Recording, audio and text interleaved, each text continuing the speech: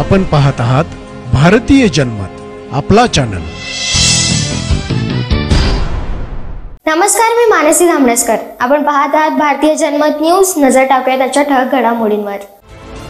मालवण येथील राजकोट किल्ल्यावरील छत्रपती शिवाजी महाराजांचा पुनर्जीवित राज्यातील राजकारण तापलं आहे।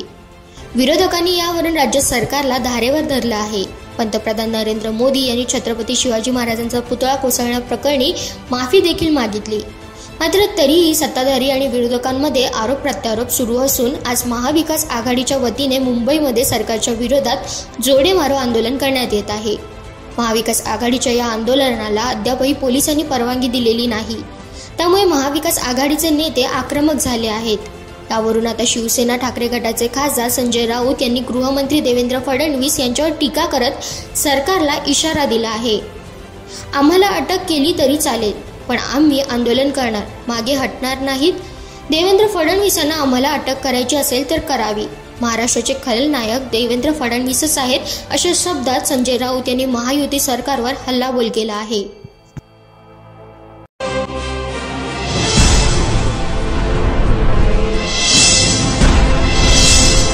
आपण पाहत आहात भारतीय जनमत, आपला चॅनल।